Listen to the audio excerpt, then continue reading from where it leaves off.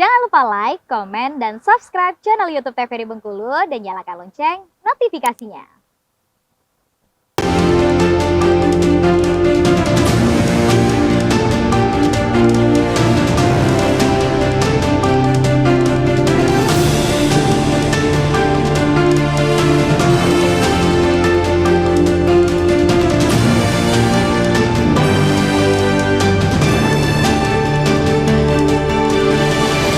Baik pemirsa TVRI Bengkulu, Anda kembali menyaksikan Brendo dengan tema tahapan pemilihan umum.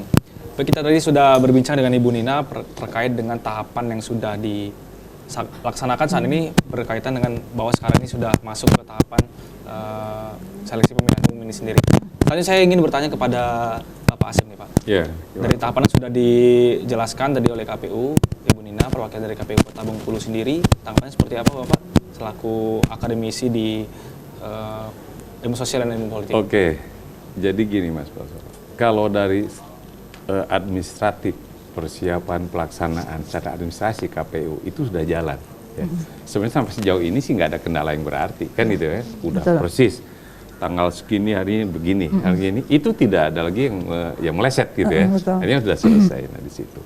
Nah, yang justru barangkali yang harus dipahami adalah konteksnya dalam masyarakat. Seperti apa sih? Kan itu kan? Betul. Ini adalah satu ya sebenarnya gejala alami ya, bahwa misalnya mulai anget-anget ini suasana politik kita, kan itu kan? Sudah mulai macam-macam di situ.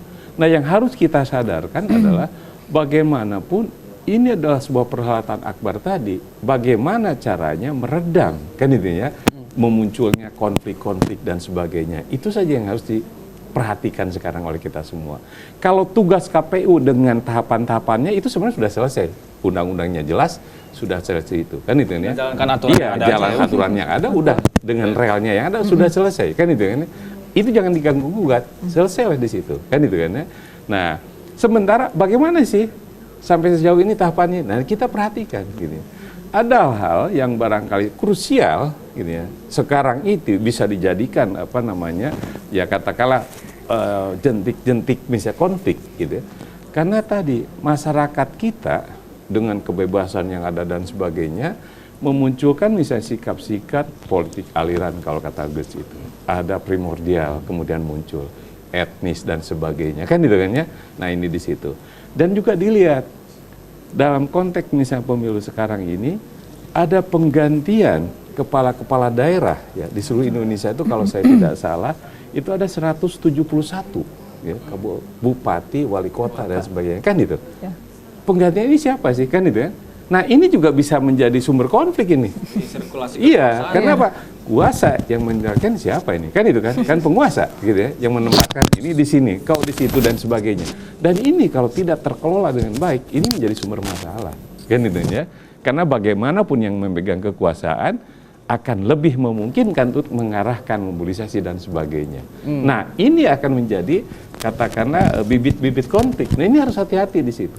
Gitu ya. Nah, tentang penyelenggarannya di situ memang kita lihat KPU, ada Bawaslu dan sebagainya. Kan gitu kan. Nah, ini kita serahkan ini. Bagaimana profesionalitas penyelenggara, KPU-nya, Bawaslu-nya dan juga ke mana pengadilan dan sebagainya seperti itu. Nah, kemudian yang juga harus diwaspadai adalah tadi bagaimanapun kesadaran masyarakat kan itu tentang masalah pentingnya pemilu itu tidak seragam kita ini. Kan itu ya. Barangkali kita melihat dari tahun-tahun berikutnya atau apa sebelumnya barangkali juga belum banyak berubah gini ya Bu ya. Kalau saya katakan paling tidak ada 3 kategori pemilih ini. Ya, saya seringkali saya sebutkan itu. Pemilih pertama kategorinya adalah pemilih rasional. Ya. Mereka betul-betul paham dan tahu siapa yang harus dipilih, apa yang dipilihnya. Tapi jumlah ini sedikit. Sedikit bahkan ya Pak? Iya sedikit yang rasional itu kan itu. Nah, yang kedua pemilih yang kategorinya emosional. Nah, apakah ini terjadi di Bengkulu tempat lain juga terjadi? Apa sih tentang unsur kerabat? Saya milih terserah pokoknya ini sanak aku. Sanak aku. Dia gini, terserah bodoh yang penting kerabat kan itu kan. Nah, itu juga berlaku dalam primordialitas ini. Dan yang ketiga kategori pemilih yang bersifat transaksional. Betul. Ini adalah fakta ya Bu ya. Iya. Ya. Nggak bisa, bagaimanapun hebatnya itu kan katanya sosialisasi rambu-rambunya, nggak boleh money politik dan sebagainya. Tapi ini adalah fakta. Dan saya khawatirkan ini justru yang terbanyak. Kan gitu kan, yang transaksional itu. Kalau ditanya bisa masyarakat dusun, maaf aja barangkali di kota gue sama gitu ya. Pak, mana yang pilih? Alah, siapa Mana aja yang ngasih ya? ngasih. Kan itu, kira-kira. Ya ini kalau kita sambil bercanda gitu. Tapi ini adalah fakta di masyarakat kita. Artinya apa? Masyarakat belum cerdas menentukan pilihan itu. Kan itu ya.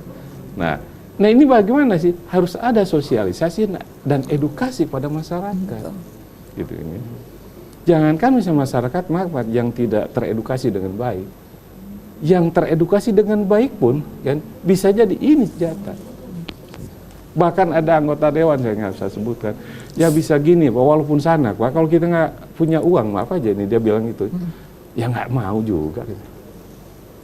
Itu adalah fakta, kan itu kan. Nah, bagaimana sih? Sehingga apa sih? Kalau dilihat segala macam itu luar biasa perputaran ekonomi pada saat mengadakan pemilihan.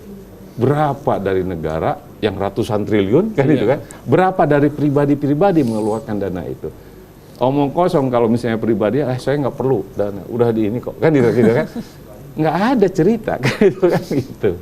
Nah ini adalah bagaimana pemerintah dalam hal ini KPU menyelenggarakan dengan aturan-aturan main yang sedikit mungkin, kan gitu ya. Misalnya pemasangan baliho, tidak boleh jor-joran, diatur, ya. Kan itu, masa kampanye diatur sekian aja, kan itu kan seperti itu. Nah itu adalah sebenarnya untuk mengeliminir gitu, sifat jor-joran tadi. Oke, gitu. menarik Bapak. Itu. Perihal dengan penyampaian tadi ada 3 kategori dan sebagainya. Mungkin akan kita lanjutkan pembahasan ini. Saya ingin ke Ibu Nina sendiri. Sempat dibahas oleh Pak Asep tadi bahwa harus diperketat daripada penyelenggara ini sendiri beberapa regulasi dan juga harus tegas mungkin. Masuk salah satunya ketika memasang baliho belum sesuai jadwal dan lain sebagainya. Dari penyelenggara sendiri KPU Kota Bengkulu menyikapi hal ini seperti apa Ibu? Oke, jadi kayak gini Mas. Ketika nanti memasuki jadwal kampanye ya, setelah ini nanti, setelah yang sekarang kita lakukan yang penyampaian RKDK tadi saya bilang, nah itu nanti kita akan memasuki masa kampanye. Nah di kampanye itu nanti kebetulan kemarin hari Senin yang lalu kayaknya, hari Senin ya, kami sudah menyurati Bapak Sekda Kota Bengkulu itu terkait kami minta rambu-rambu gitu. Kan kita punya perda sendiri, perwal sendiri terkait aturan-aturan mana yang boleh atau mana yang dilarang atau yang nggak boleh dipasang untuk APK itu, alat peraga kampanye gitu. Nah jadi kami sudah menyurati ke Pemda Kota dan mungkin masih berproses gitu ya. Mungkin kalau dari segi regulasi dan juga ketetapan dari KPU sendiri, apakah diperbolehkan APK atau alat peraga kampanye ini dipasang sebelum masa kampanye, Ibu? Oh tidak boleh. Itu kan ada ada rambu-rambunya seperti kata Pak Asep tadi ya. Di situ ada rambu-rambunya dan kita di KPU itu harus sesuai aturan atau on the track tadi ya Pak, on the track. Jadi ketika kita sedikit melenceng, ada pengawas kita, Bawaslu gitu kan. Nah ketika misalnya Bawaslu, biasanya Bawaslu sangat sangat cermat sekali dia melihat, di sini ada yang sudah terpasang atau seperti apa, dan itu ranah Bawaslu dan kita tidak istilahnya tidak masuk ke ranah tersebut. Nah jadi untuk pengawasan itu kita serahkan ke Bawaslu Kota Bengkulu seperti itu. Tapi kalau kita itu hanya membantu misalnya memasangkan APK seperti itu.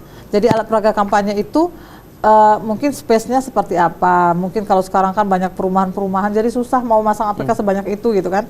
Nah nanti aturan-aturan itulah yang akan kita sosialisasikan ke parpol ya, ke LO parpol dan juga ke ketua partai politik. Baik, di kota. Kita akan bahas di segmen selanjutnya perihal dengan kewenangan daripada Komisi Pemilihan Umum Kota Bengkulu untuk memfasilitasi pemasangan APK ini sendiri. Baik pemirsa TVRI Bengkulu, jangan kemana-mana, tetap di Brendo.